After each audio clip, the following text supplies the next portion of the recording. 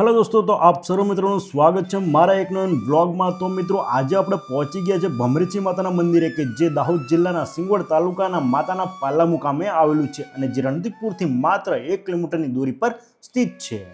અને અહીંયાનો નજારો એટલે વાવ, આઉટસ્ટેન્ડિંગ। પછી આપ જાણો અને હું જાણું એમ આપણે કોઈ પણ મંદિરે જઈએ તો પ્રસાદ તો લઈએ જ। એ જ રીતે મેં અહીંયા શ્રીફળનો પ્રસાદ લઈ લીધો। અહીંયા નજરે પડતા બહેન એ ખૂબ જ પ્રામાણિક અને મહેનતુ હતા કે જે પોતાની મહેનતથી પૈસા કમાતા હતા। મિત્રો આ મંદિર એક એવી જગ્યા પર આવેલું છે કે જે આપણને કુદરતી સૌંદર્યનો ભંડાર જોવા મળે છે, જે આજુબાજુ પહાડો અને મંદિરની બાજુમાં ખળખળ વહેતી સરસ મજાની કબૂતરી નદી આવેલી છે। અહીંયા પહેલી નજરે તો એવું જ થાય કે મંદિરની અંદર પહાડ છે કે પહાડમાં મંદિર છે। આવો અદ્ભુત લાવો લેવો હોય તો તમારે ભમરીચી માતાજીના મંદિરે જ આવવું પડે। આ ભમરીચી માતાના ગર્ભગૃહમાં ઊંડે સુધી ગુફા આવેલી છે અને આ ગુફામાં પથ્થર પર માતા સ્વયંભૂ બિરાજમાન છે।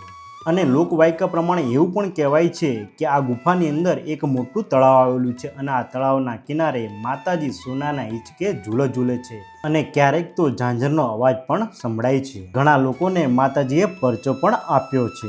માં ભમરીચીનો ઉલ્લેખ એ પદ્મ પુરાણમાં પણ થયેલો છે। એવું કહેવાય છે કે મધુ અને કેતાબ નામના 2 રાક્ષસો એ લોકોને ખૂબ જ હેરાન કરતા હતા અને આ રાક્ષસોનો વધ કરવા માટે માં આદ્ય શક્તિએ ભ્રમરીનું રૂપ ધારણ કરીને આ બંને રાક્ષસોનો વધ કર્યો હતો। અહીંયા વહેતું આ ઝરણું એ ખૂબ જ પૌરાણિક છે અને આ પાણી ક્યાંથી આવે છે એ કોઈને પણ ખબર નથી અને આ પાણી ક્યારેય ખૂટતું નથી।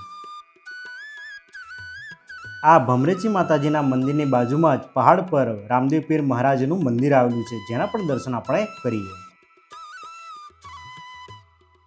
તો થોડી સીડીઓ ચડતાની સાથે જ આપણે બાબા રામદેવ પીર મહારાજના મંદિરે પહોંચી ગયા।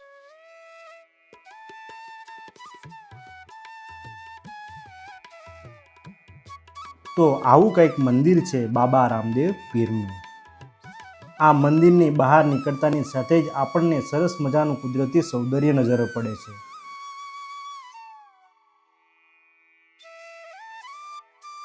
મિત્રો આ છે હનુમાન દાદાનું મંદિર કે જે પણ ખૂબ જ પૌરાણિક છે, જેમના પણ દર્શન આપણે કરીએ।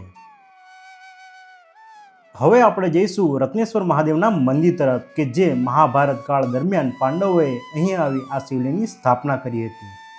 મિત્રો લોકવાયકા પ્રમાણે એવું કહેવાય છે કે મહાભારત કાળ દરમિયાન પાંડવો અહીં આવ્યા હતા અને 1 અઠવાડિયું જેવું રોકાયા હતા। હવે આ સમયગાળા દરમિયાન એ જગ્યા એ હિડિંબા વન તરીકે ઓળખાતી હતી, જેથી કરીને અહીંયા રાક્ષસોનું રાજ હતું અને એ સમયે ભીમનો સામનો એક રાક્ષસ સાથે થાય છે અને રાક્ષસ સાથે યુદ્ધ કરતાં ભીમની ગદા એક પહાડ સાથે અથડાય છે, જેના કારણે અહીં પહાડના 2 ટુકડા થઈ ગયા હતા અને આજે પણ આ ભીમની ગદાનું નિશાન એ અહીંયા જોવા મળે છે।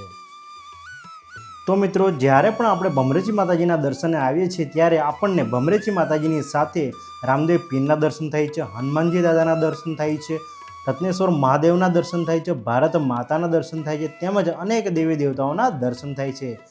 તો દોસ્તો આ જગ્યા એ શ્રદ્ધાની સાથે સાથે પર્યાવરણની દ્રષ્ટિએ પણ ખૂબ જ આગવું સ્થાન ધરાવે છે। જો તમે અહીંયા ન આવ્યા હોય તો એકવાર આ જગ્યાની મુલાકાત અવશ્ય લેજો અને કોમેન્ટમાં જય મા ભમરીચી લખી નાખજો।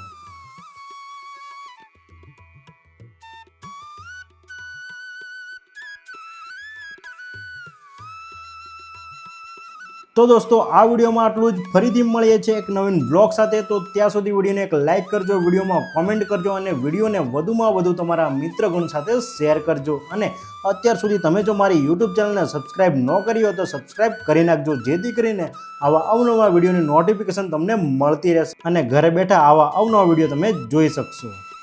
તો દોસ્તો અત્યાર સુધી તમે જે મને સાથ અને સહકાર આપ્યો એ બદલ આપ સૌનો ખૂબ ખૂબ આભાર માનું છું અને ભવિષ્યમાં પણ આવો સાથ અને સહકાર આપતા રહેજો। ધન્યવાદ।